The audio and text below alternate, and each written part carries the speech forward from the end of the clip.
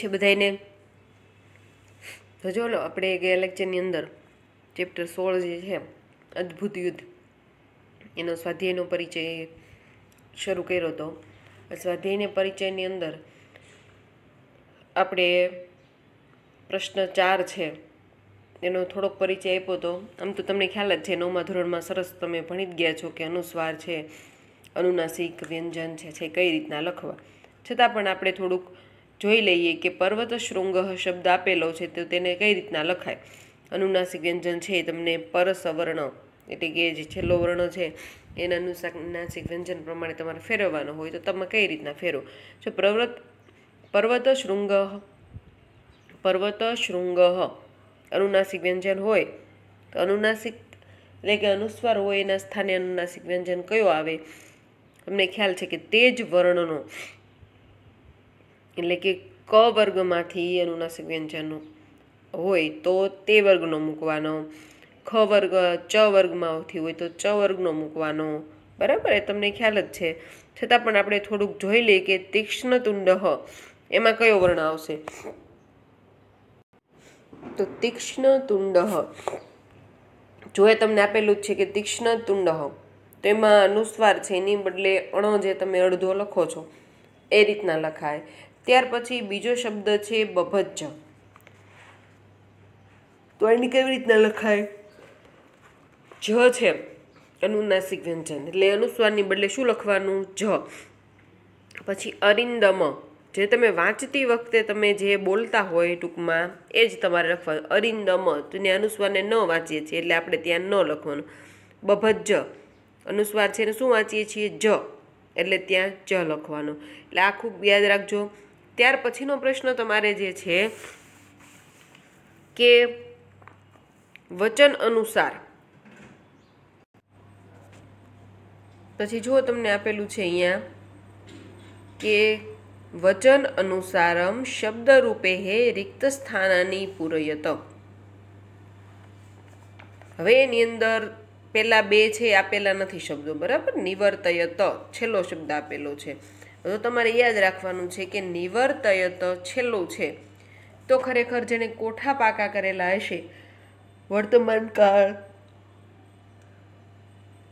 હસ્તન ભૂતકાળ, સામાન્ય ભવિષ્યકાળ, વિધ્યર્થ અને આજ્ઞાર્થ, તો એને તરત ખ્યાલ આવી જશે કે છેલ્લે નિવર્તયત ખોડો તો નથી. બરાબર, નિવર્તયત શેમાં આવશે?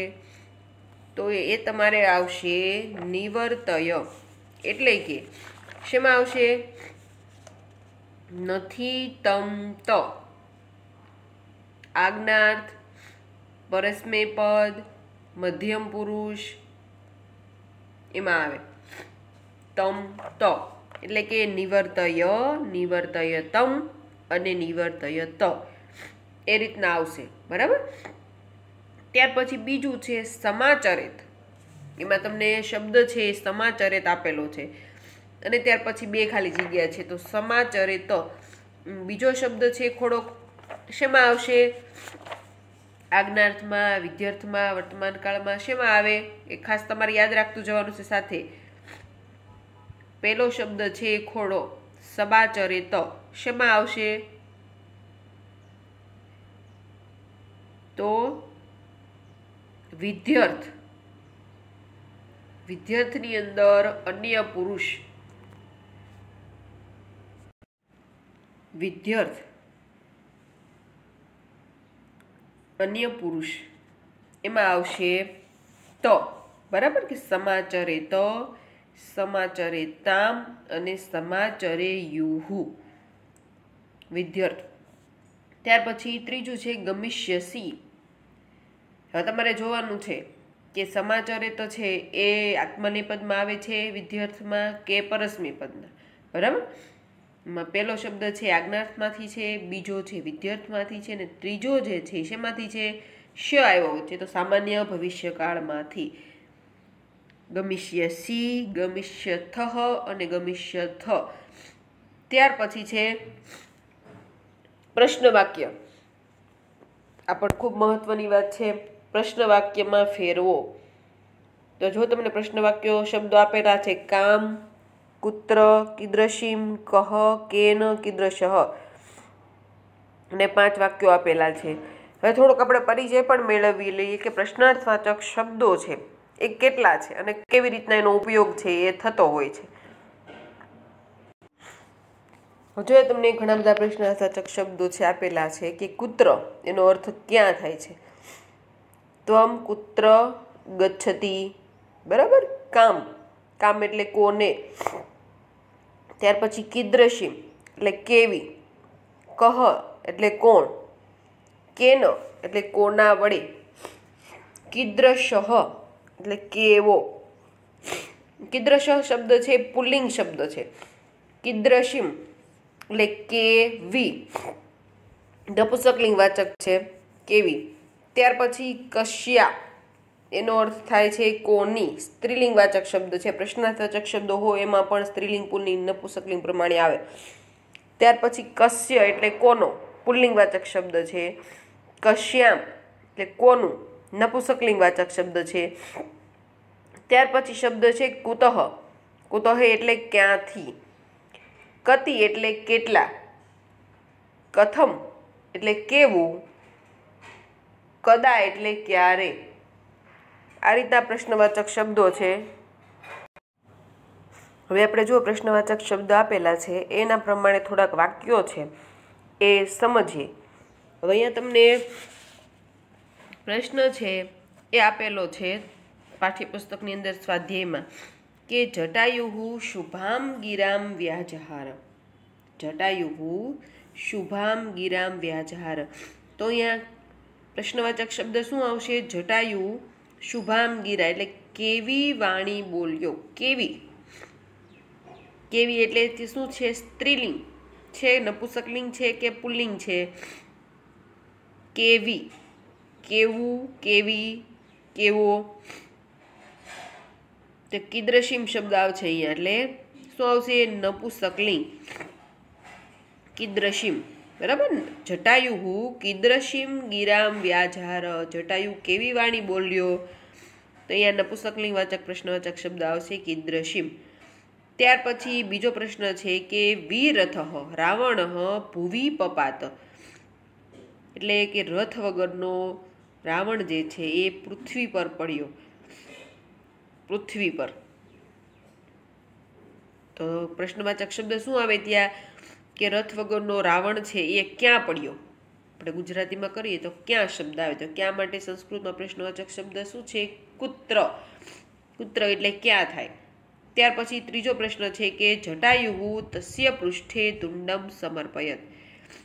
એ તો તમને ખ્યાલ જ છે કે કોઈ પણ જ્યારે પરફેક્ટ નામ આપેલું હોય વ્યક્તિનું તો એની બદલે હંમેશા કહ આવે। એ પુલ્લિંગમાં હોય તો કહ, અને નપુંસકલિંગ હોય તો કિમ, અને સ્ત્રીલિંગ હોય તો કા, બરાબર। એ રીતના ખાસ યાદ રાખતું જો જટાયુઃ એ શું છે? પુલ્લિંગ છે, ત્યાં શું આવે? કહ, કહ તસ્ય પૃષ્ઠે તુંડમ સમર્પયત। ત્યાર પછી છે તમને આપેલું છે કે રાવણઃ વૈદેહીમ આદાય ગચ્છતિ, રાવણ કોને લઈને જાય છે? કોને, તો એની માટે કામ શબ્દ છે, કામ એનો અર્થ થાય છે કોને। ત્યાર પછી પ્રશ્નવાચક શબ્દ છે પાંચમું વાક્ય તમારે છે ચોપડીની અંદર કે જટાયુઃ તુંડેન તસ્ય દશવામ બાહુન વ્યાપહરત।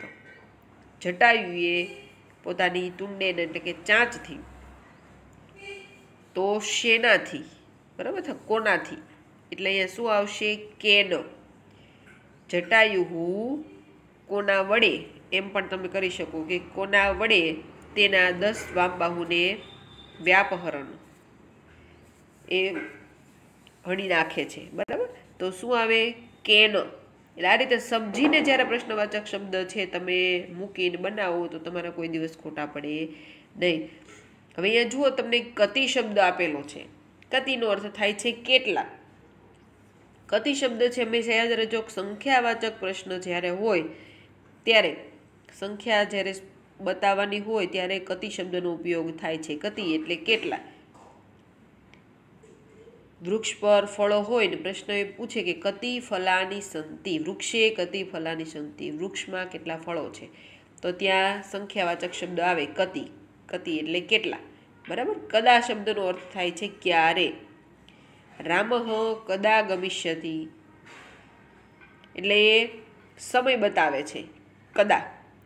ત્યાર પછી તમે જુઓ કે કુતઃ શબ્દ આપેલો છે, ક્યાંથી. રામઃ કુતઃ આગચ્છતિ, તો રામઃ વનાત આગચ્છતિ એટલે કે રામ વનમાંથી આવે છે. પાંચમી વિભક્તિનો છે કુતઃ, ક્યાંથી, ખાસ યાદ રાખજો. ત્યાર પછી તમને શબ્દ આપેલો છે કે કીદૃશી, કીદૃશમ ને કીદૃશઃ. હમણાં વાત કરી તેમ કીદૃશી, કીદૃશઃ અને કીદૃશમ આ ત્રણ જે છે એ ખરેખર પુલ્લિંગ, સ્ત્રીલિંગ અને નપુંસકલિંગ પ્રમાણે છે. કીદૃશીમ, કીદૃશઃ અને કીદૃશઃ. હવે જુઓ આની અંદર ખરેખર તમારે જોવાનું છે કીદૃશી, કીદૃશમ, કીદૃશઃ. કીદૃશી એટલે સ્ત્રીલિંગવાચક છે. કન્યા કીદૃશી અસ્તિ, કન્યા સુંદરમ અસ્તિ. એ રીતના તમે વાક્ય પ્રયોગ છે કરી શકો છો, કારણ કે સ્ત્રીલિંગવાચક છે એટલે. ફલમ કીદૃશમ અસ્તિ, ફળ કેવું છે. ગજઃ કીદૃશઃ અસ્તિ, હાથી કેવો છે. એટલે આ રીતના પ્રશ્નવાચક શબ્દમાં ખાસ લિંગ છે એ ખૂબ જ મહત્વની વસ્તુ છે, યાદ રાખવાનું. પુલ્લિંગવાચક શબ્દ હોય તો પુલ્લિંગવાચક જે પ્રશ્ન હોય એ મૂકવાનો આવે છે. એટલે આ બધી વસ્તુઓ છે ખૂબ યાદ રાખવાની. ત્યાર પછી કિમ, કાની, કા એવા ઘણા બધા પ્રશ્નવાચક શબ્દો છે એ સંસ્કૃતની અંદર હોય છે. ખાસ એટલું યાદ રાખવાનું, જ્યારે તમને આવો પ્રશ્ન પૂછાય ત્યારે પહેલાં કોઈ પણ પ્રશ્ન હોય પહેલાં એનું ગુજરાતી કરી નાખવાનું, ત્યાર પછી જ પ્રશ્નવાચક શબ્દ છે એ મૂકવાનો અને લિંગ પ્રમાણે. એટલે ખાસ એમાં કંઈ તકલીફ પડે નહીં. હવે ત્યાર પછીનો પ્રશ્ન જોઈએ. ત્યાર પછીનો પ્રશ્ન છે કે ગુજરાતી ભાષામાં ઉત્તર લખો. વૃદ્ધ જટાયુ રાવણને કયા શબ્દોમાં પડકારે છે. તો વૃદ્ધ જટાયુ છે રાવણને કયા શબ્દોમાં પડકારે છે કે હું વૃદ્ધ છું અને તું યુવાન છે, તું તો ધનુષ્ય બાણવાળો છે, રથવાળો છે, કવચયુક્ત છે, છતાં પણ તું મારી પાસેથી વૈદેહી એટલે કે સીતા માતાને હેમખેમ લઈ જઈ શકીશ નહીં. ત્યાર પછી બીજો પ્રશ્ન છે કે જટાયુ પાસે કયા આયુધો હતા. કયા આયુધ હતા જટાયુ પાસે. તીક્ષ્ણ નખવાળો હતો, પાંખો અને ચાંચ એમ 3 આયુધ હતા. રાવણ કઈ રીતે ધરતી પર પડ્યો. તો રાવણનું ધનુષ્ય ભાંગી ગયું, તે રથ વિહોણો થઈ ગયો, એના અશ્વ છે એ પણ હણાયા એટલે કે નુકસાન પામ્યા, અને સારથી વગરનો એ રથ ઉપર એટલે ટૂંકમાં સારથી વગરનો રથ લઈને એ પૃથ્વી ઉપર સીતાજીને હાથથી પકડીને ધરતી ઉપર પડ્યો. ત્યાર પછી છે પ્રશ્ન ક્રોધાન્વિત રાવણે શું કર્યું. જ્યારે રાવણને ક્રોધ ચડ્યો ત્યારે રાવણે શું કર્યું. તો કે તાંબા જેવી લાલ આંખોવાળો અને તપેલા સોના જેવા કુંડળોવાળો ક્રોધાન્વિત રાવણ પક્ષીરાજ જટાયુ તરફ દોડ્યો. પ્રશ્ન છેલ્લો છે કે અંતે જટાયુએ શું કર્યું. તો અંતે જટાયુએ રાવણ ઉપર ચાંચ વડે હુમલો કર્યો અને એના 10 ડાબા બાહુઓને ઉખેડી નાખ્યા. હવે ત્યાર પછીનો પ્રશ્ન છે કે નીચે આપેલા જે વિશેષણો છે એમાં રાવણ અને જટાયુ બંનેના વિશેષણો ભેગા આપેલા છે. હવે એને બંનેને તમારે જુદા પાડવાના છે. એમ તો તમને એ ખ્યાલ જોઈને આવી જ જશે કે કોના માટે કયા વિશેષણો છે એનો ઉપયોગ થયેલો છે. એટલે હોમવર્કમાં હવે આટલું કરી નાખજો. અને બીજું ખાસ હોમવર્કની અંદર તમારે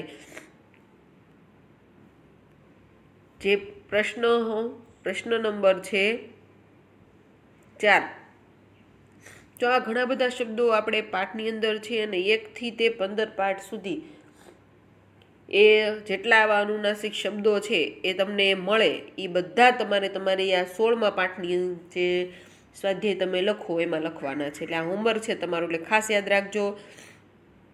અને હવે પછી આવતા લેક્ચરની અંદર મળશું આપણે ત્યારે પાઠ નંબર 17 જે છે એનો અભ્યાસ કરશું. પાઠ નંબર 17નું નામ છે સ્વાભાવિકમ સાદૃશ્યમ એટલે સ્વાભાવિક સરખાપણું. એમાં આચાર્ય જે પાણીની છે, આમ તો નામ પહેલી વાર સાંભળ્યું છે કે પાણીની જે છે એમણે સંસ્કૃતની અંદર અષ્ટાધ્યાયી નામનો સંસ્કૃત ભાષાની અંદર ગ્રંથ લખેલો છે.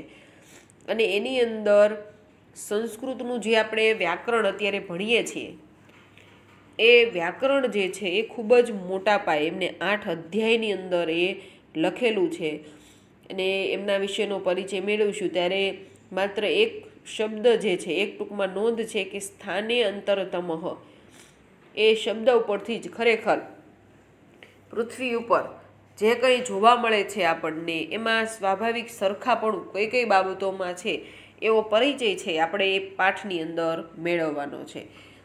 હવે મળશું ત્યારે આપણે એ પાઠ છે 17મો પાઠ એનો અભ્યાસ કરશું. ત્યાં સુધીમાં તમારે બધાએ જે ભણાવ્યું છે સ્વાધ્યાયની અંદર એ બધું જ તમારે સમજી યાદ કરી અને લખી નાખવાનું છે. હવે જો ગ્રામરમાં અભ્યાસ 6 છે, પેજ નંબર 122 એટલે છેલ્લે એની અંદર ટોપિક જે છે અભ્યાસ 6માં કે વિસર્ગ સંધિનો પરિચય. વિસર્ગની સંધિ જે છે, આમ તો સંધિ તમને પૂછાતી હોય છે એક્ઝામની અંદર, તો સંધિ જ્યારે ભેગી કરવાનો અથવા છૂટી પાડવાનું, વિગ્રહ કરો એ રીતના પૂછાતું હોય છે, એટલે ખાસ ધ્યાન રાખવાનું એ સંધિ છૂટી પાડવાનું કઈ રીતનું હોય છે, ભેગી કરવાનું કઈ રીતનું હોય છે. તો જો અહીંયા તમને ઉદાહરણ આપેલું જ છે, જે રાક્ષસેભ્યઃ અપી ભવંત એવ ક્રૂરતરાહ. સંધિ છૂટી પાડીને મેં એવું, પરંતુ જ્યારે તમે લખો ત્યારે સંધિ ભેગી કરીને લખવું પડે. તો વચ્ચે જે ડ આવ્યો એની વાત છે અહીંયા કે એ વિસર્ગ સંધિ છે કઈ રીતના થાય છે. હવે જો અમે તમને સમજાવેલું છે કે આ વાક્યમાં આવેલા પ્રથમ પદ રાક્ષસેભ્યો અપી માં જે ડ પ્રકારનું ચિહ્ન દેખાય છે તેને શું કહેવાય છે? અવગ્રહ કહેવાય છે. સંસ્કૃત ભાષામાં આ ચિહ્નો ઘણીવાર ઉપયોગ થતો હોય છે અને તેથી આ અવગ્રહના ઉચ્ચારણને જાણી લેવું જરૂરી છે. ડ છે એનો આપણે ડ નથી બોલતા, પણ શું બોલીએ છીએ? અ બોલીએ છીએ. તો શા માટે એ જ સમજવાનું છે અહીંયા કે વાસ્તવમાં આ અવગ્રહના ચિહ્નો કોઈ સ્વતંત્ર રીતે ઉચ્ચાર કરવાનો હોતો નથી. આ અવગ્રહનું ચિહ્ન તો પોતાની પહેલા આવેલા વર્ણનું ઉચ્ચારણ કરવામાં માત્ર માર્ગદર્શકની ભૂમિકા છે એ અદા કરે છે. જેમ કે પ્રસ્તુત ઉદાહરણમાં મૂળમાં તો રાક્ષસેભ્યઃ અપી, રાક્ષસેભ્યઃ અને અપી એવા બે શબ્દો હતા. પછી સંધિ એટલે ભેગું થવું, બરાબર? સંધિ થઈને હવે તે રાક્ષસેભ્યો અપી એ રૂપમાં છે. અહીં વપરાયેલા આ અવગ્રહના ચિહ્ન ઉપરથી એ સમજવાનું છે કે આગળના ઓ વર્ણમાં પાછળનો અવર્ણ ભળી ગયો છે, તેથી જ્યારે ઓ વર્ણનું ઉચ્ચારણ કરવાનું થાય ત્યારે એ ઓ વર્ણ ઉપર થોડોક ભાર આપવાનો છે. પ્રત્યક્ષ રીતે તો તમે તમારા શિક્ષક પાસેથી આનું ઉચ્ચારણ શીખી શકશો એવું કહે છે આની અંદર. છતાં પણ તમે પોતે સ્તરોવરઃ અને સ્તરોવરો અપી બે શબ્દોનું ઉચ્ચારણ કરીને જુઓ, તમને આ બંને સ્થળોમાં ઉચ્ચારાતા ઓ વર્ણના ઉચ્ચારણો ભેદ પકડાશે. એ તમને જોઈને જ ખ્યાલ આવી જાય કે સરોવરઃ શબ્દ હોય અને સરોવરઃ અપી, સરોવરો પણ, એ રીતનું તમારે જે સંધિ ભેગી કરવાની થાય તે તમે બધા વચ્ચે એમ જ લખો. એટલે ખરેખર એમ જ કહેવા માગે છે કે આવી રીતના વચ્ચેનો ડ છે એનો ઉપયોગ છે થતો હોય છે. હવે જો બીજા ઉદાહરણો પણ તમને આપેલા છે અહીંયા કે હવે આ જ વાક્યમાં વપરાયેલા એક બીજા ચિહ્ન તરફ ધ્યાન જુઓ કે ક્રૂરતરાહ શબ્દ છે. એવા છેલ્લા પદની અંતે આ પ્રકારનું વિસર્ગ ચિહ્ન છે, એક ચિહ્ન વાપરવામાં આવ્યું છે. આને વિસર્ગ કહીએ છીએ આપણે, અને ઉચ્ચાર સહેજ હ વર્ણના જેવો જ થાય છે, ક્રૂરતરાહ. સંસ્કૃતમાં વિસર્ગનો વ્યાપક રીતે ઉપયોગ છે એ થતો હોય છે, તો ખ્યાલ જ છે સંસ્કૃતમાં વિસર્ગનો ઉપયોગ છે એ થતો હોય છે. અહીંયા જો ઘણા બધા ઉદાહરણો આપેલા છે કે અધુના અસ્માભિહિ, વિસર્ગ છે એનો ઉપયોગ કેવી રીતના થાય છે? આગળના સ્વર પ્રમાણે, બરાબર? સ્વ કે વ્યંજન હોય એ પ્રમાણેનો ઉપયોગ થતો હોય છે. અસ્માભિહિ હસ્વ તરીકે ઉપયોગ થતો. કિમ અસ્માભિહિ કર્તવ્યમ, આપણું શું કર્તવ્ય છે? યુધિષ્ઠિર આદયશ્ચ, શું આવ્યું અંદર? યુધિષ્ઠિર આદયઃ ચ, બંને ભેગા થઈ ગયા સંધિ. ભવંત અભિવાદયંતી. ત્યાર પછી ત્રીજો છે કે ભવતા શ્રોતવ્યો જનાર્દનસ્ય શ્રોતવ્ય જનાર્દનસ્ય. જો સંધિ પૂછે તમને, સંધિ જે છે શ્રોતવ્યો જનાર્દનસ્ય, એમાં સંધિ છૂટી પડે તો શ્રોતવ્ય જનાર્દનસ્ય સંદેશ. ત્યાર પછી ભવંત એવ, તો ભવંત પ્લસ એવ. ઘણી વખત જો તમને એમ થાય કે આમાં તો ક્યાંય સંધિ છૂટી પડતી નથી, છૂટી પાડીને જ આપેલું છે, છતાં પણ એમાં હોય, એટલે ભવંત પ્લસ એવ ક્રૂરતરાહ. ત્યાર પછી શત્રો અપી, તો શું થાય સંધિ છૂટી પડે તો શત્રોહો પ્લસ અપી. એટલે આ રીતનું અહીંયા આપેલું છે કે ઉપરના 5 વાક્યોની અંદર કૌંસની અંદર જે પદાવલી મૂકવામાં આવેલી છે તે વિસર્ગનું મૂળ રૂપ છે એ સૂચવે છે, જ્યારે વાક્યમાં તે વિસર્ગનો સંધિ કર્યા પછીનો પ્રયોગ દર્શાવેલો છે. તમે જોઈ શકો છો કે પ્રથમ વાક્યમાં વિસર્ગ જેમનો તેમ જ રહ્યો છે, તમને ખ્યાલ જ છે, બરાબર. ત્યાર પછી બીજા વાક્યની અંદર વિસર્ગના સ્થાને મીંડાવાળો શ છે એ મુકાય છે, આદયશ્ચ સંધિ ભેગી કરી ત્યારે. ત્રીજા વાક્યની અંદર વિસર્ગને બદલે ઓ મુકાયો છે, શ્રોતવ્યો. ત્યાર પછી ચોથા વાક્યની અંદર વિસર્ગ દેખાતો નથી, એટલે કે એનો લોપ થઈ જાય છે, ભવંત, વિસર્ગ દેખાતો નથી. પાંચમા વાક્યની અંદર છે એ વિસર્ગને સ્થાને શું મૂકેલું છે, ર, શત્રો, ર. જો વચ્ચે ર મૂકેલો છે, વિસર્ગ નથી મૂક્યો પણ એટલે ર મૂકેલો છે, છૂટી પાડો તો વિસર્ગ પાછો આવી છે.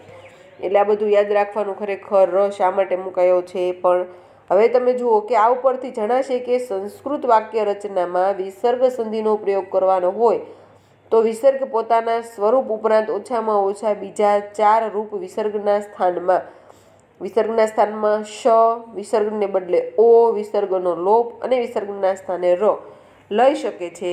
આવી સ્થિતિમાં એ જાણી લેવું જરૂરી છે કે કયા સ્થળે વિસર્ગ કયું રૂપ લે છે. આ માટે સંધિના કેટલાક નિયમો જાણવા જરૂરી છે.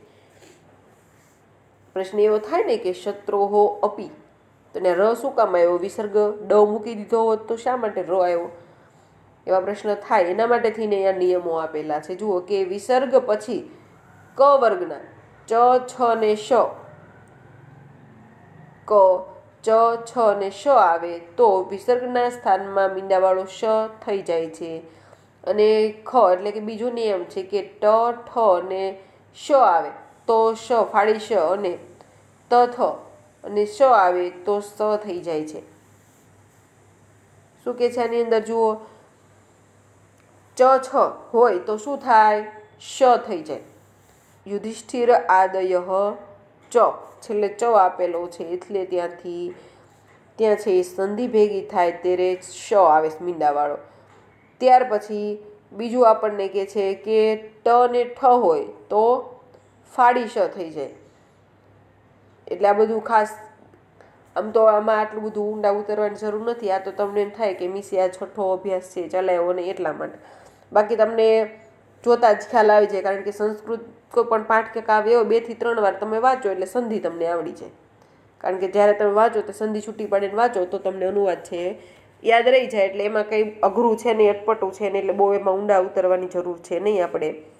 ત્યાર પછી બીજું જે છે કે વિસર્ગ પહેલાં જો અવર્ણનો અ હોય અને વિસર્ગ પછી અ કે કોઈ ઘોષ વર્ણ હોય તો ત્રીજા, ચોથા અને પાંચમા વર્ણનો ઘોષ વર્ણ કહે છે આવેલો હોય તો વિસર્ગનો ઓ થઈ જાય છે. જેમ કે શ્રોતવ્ય જનાર્દનસ્ય, તો અહીં વિસર્ગ પહેલાં ય માનો અવર્ણ છે અને વિસર્ગ પછી ચ, છ, ઝ અને ચ કે જે ચ વર્ગના છે તેમાંનો ત્રીજો ચ,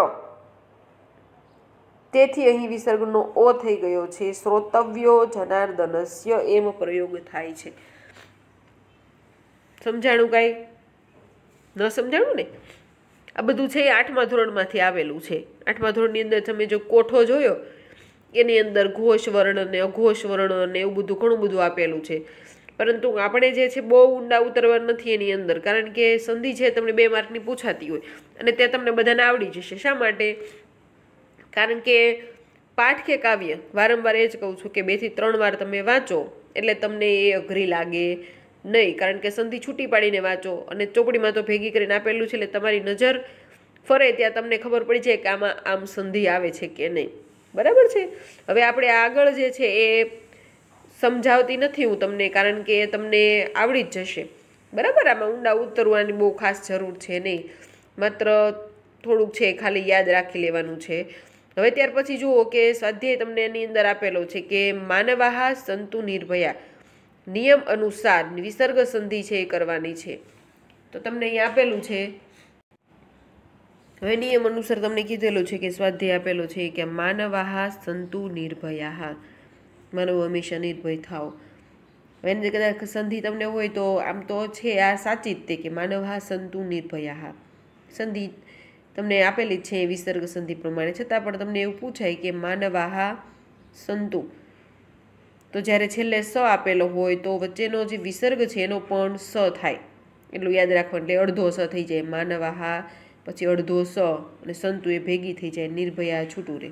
બરાબર. બીજું છે સુખીનઃ સર્વે સંતુ, તો સુખીનઃ સર્વે, એમાં પણ જો તમે છેલ્લે સ છે તો વિસર્ગ છે એનો પણ અડધો સ થઈ જાય, એટલે કે સુખીનઃ સર્વે સંતુ. ત્યાર પછી ત્રીજો પ્રશ્ન છે કે અનાથઃ દરિદ્રઃ જરારોગયુક્ત, તો એની અંદર સંધિ છૂટી સંધિ થાય ત્યારે શું થાય? અનાથો દરિદ્રો જરારોગયુક્ત. ત્યાર પછી ચોથું જે છે કે દાસ્યાહ પુત્ર વ્યાઘ્રઃ મદભયેન મયુર રૂપમ ગૃહીત્વા પલાયતે. તો આની અંદર જ્યારે સંધિ છૂટી સંધિ ભેગી કરો તો શું થાય? દાસ્યાહાનું દાસ્યા રે, ત્યાર પછી પુત્રો વ્યાઘ્રો મદભયેન મયુર રૂપમ ગૃહીત્વા પલાયતે. એટલે પુત્ર અને વ્યાઘ્ર હશે શબ્દ છે તેની સાથે પુત્રો અને વ્યાઘ્રો શબ્દ આવે કે દાસ્યાહ પુત્રો વ્યાઘ્રો મદભયેન મયુર રૂપમ ગૃહીત્વા પલાયતે. ત્યાર પછી પાંચમું છે કે નીચઃ પ્રાયેણ દુઃસહો ભવતી, તો નીચઃ નિસહ પ્રાયણ દુઃસહો, હમણાં તમને વાત કરી એમ કે છેલ્લે સ આવતો હોય વિસર્ગ પછી તો વિસર્ગનો પણ અડધો સ થાય, ખાસ યાદ રાખજો. તો નીચઃ પ્રાયણ દુઃસહો ભવતી. ત્યાર પછી છે સંધિ વિચ્છેદ કૃત્વા વાક્યાની પુનઃલિખત, સંધિ વિચ્છેદ કરી અને વાક્ય છે ફરી વખત લખવાનું છે. તો સમ વો મનાંસી જાનતા, એમાં તમને ખબર જ છે કે સ અનુસ્વાર હોય તો શું થાય? સમ, તો મ ખોડો થાય એટલે સમ. વોનું શું થઈ જાય? વહ, અને મનાંસી જાનતા. ત્યાર પછી બીજું છે અનેન તુષેભ્ય તંડુલાહ પૃથક સજ્જાતા, તો અનેન તૃષેભ્ય સ છે એનો શું થઈ ગયો? વિસર્ગ થઈ ગયો. નેલ તુષેભ્ય તંડુલાહ પૃથક સજ્જાતા. ત્યાર પછી છે અનાથ ઇવ વ્યાઘ્રેણ ખાદિતઃ અસ્મિ, તો અનાથઃ પ્લસ ઇવ પ્લસ વ્યાઘ્રેણ પ્લસ ખાદિતઃ પ્લસ અસ્મિ. બરાબર છે. ત્યાર પછી પ્રશ્ન નંબર 4 છે અજો નિત્ય શાશ્વત અયમ પુરાણો ન હન્યતે. અજહ, અજોનું શું થઈ જશે? અજહ નિત્ય શાશ્વત અયમ, પછી પુરાણ ન હન્યતે, પુરાણોનું પુરાણ. ખાસ યાદ રાખજો, સંધિ જ્યારે કરવાની થાય તે પુરાણ હોય તો પુરાણ થઈ જાય છે, એટલે કે અજહ નિત્ય શાશ્વત અયમ પુરાણ ન હન્યતે. પ્રશ્ન 5 છે ચતુર્વિદ્યા ભજન્તે મામ જનાઃ સુકૃતિનો અર્જુન. ચતુર્વિદ્યા ભજન્તે મામ જનાઃ સુકૃતિનો અર્જુન. ચતુર્વિદ્યા છે તો શું થાય ત્યાં? ચતુર્વિદ્યા. ત્યાર પછી જો તમને અહીંયા જોડકું આપેલું છે કે જોડકું આપેલું છે તમને કે ક વર્ગની સાથે ખ વર્ગનો મેળ કરો, એટલે એની અંદર ખરેખર વિસર્ગ છે કયો વપરાયેલો છે? પેલું છે સુજનો ન, એની અંદર કયો વિસર્ગ છે વપરાયેલો છે? તો સુજનો છે તો અહીંયા સુજન હોય એ રીતના તમે ઉપયોગ કરી શકો. એટલે શું છે? વિસર્ગ છે ઓકાર છે. સમજાણું? ત્યાર પછી બીજું છે ગતિહિ ત્વમ, એની અંદર વિસર્ગ છે શું છે? ગતિહિ ત્વમ, તો અડધો સ છે એ વિસર્ગ થઈ જાય છે. બરાબર, એટલે ત્યાં ગતિહિ ત્વમ એટલે સ છે એનો વિસર્ગ થઈ જાય છે, એટલે શું આવશે ત્યાં? વિસર્ગસ્ય સકારઃ. પ્રશ્ન 3 છે પરો અપી. પરો અપી, એની અંદર શું થાય છે જુઓ કે વિસર્ગ છે એમાં ઓકારઃ અવર્ણસ્ય સ્થાને અવગ્રહ, ડ છે એને શું કહેવાય? અવગ્રહ કહેવાય. એટલે ત્યાં જવાબ આવશે પરોહો અપી. શું જવાબ આવશે ત્યાં? વિસર્ગસ્ય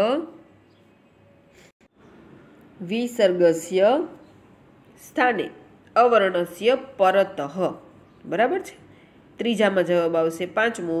પછી સ્વર્ગસ્થિત કર્દનઃ, સ્વર્ગસ્થિત કર્દનઃ એમાં આવશે વિસર્ગસ્ય સંધિનઃ. સ્વર્ગસ્થિત કર્દનઃ એટલે એમાં કાંઈ સંધિ છૂટી પડતી નથી, એટલે ત્યાં શું આવશે? બીજો 2 કે વિસર્ગસ્ય સંધિનઃ. ત્યાર પછી વૃદ્ધ ઇવ, એમાં વિસર્ગનો લોપ છે. ખરેખર જ્યારે સંધિ કરો ત્યારે શું થાય? વિસર્ગ ઇવ થાય, પરંતુ અહીંયા સંધિનો લોપ થયેલો છે એટલે અહીંયા જવાબ 1 આવશે, વિસર્ગસ્ય લોપઃ. એટલે આ રીતના તમારે આમાં કરવાનું હોય છે. અને ખાસ ધ્યાનમાં તો એ રાખવાનું છે કે ઉપર જણાવેલા નિયમ 2 મુજબ જ્યાં વિસર્ગનો ઓ થાય છે ત્યાં વિસર્ગના સ્થાને વિસર્ગમાં થયેલા ઓ પછી જો અવર્ણ હોય તો તે ખસી જાય છે, એટલે કે રાક્ષસેભ્યઃ અપી. સમજાણું? અને અહીં વિસર્ગ પૂર્વે ભ્યહમાનો અવર્ણ છે અને વિસર્ગ પછી અવર્ણ છે, તેથી અહીં વિસર્ગના સ્થાને ઓ થાય છે. એટલે પહેલા ને પછી અ હોય તો વિસર્ગ જે છે ત્યાં ઓ થઈ જાય. રાક્ષસેભ્યો અપી. બરાબર ને? વચ્ચે ડ મુકાઈ જાય. એ પછી પાછળ રહેલો અપીમાનો અ પહેલા ઓમાં ભળી જાય છે. અને આવું બધું કાંઈ તમારે બહુ ચિંતા કરવાની નથી, માત્ર ઉદાહરણ છે એ સમજીને યાદ રાખવાના છે. હવે આવતા લેક્ચરમાં મળશું. ત્યાં સુધી બધાએ વિસર્ગ સંધિ તો જોઈ. બરાબર? એટલે સંધિ જે છે ખાસ જેટલા પાઠમાંથી જે સંધિ આવતી હોય, આમ તો 16 પાઠ સુધી આપણે ભણ્યા છે, લખવાની નથી, પણ 16 પાઠ સુધીમાં સ્વાધ્યાયમાં જે કંઈ સંધિ આવે છે એ બધી જ સંધિ છે તમારે વાંચી નાખવાની છે એકવાર. એટલે તમને વિસર્ગ સંધિ છે કઈ રીતના શું થયું બધું તમને યાદ રહી જશે. બરાબર?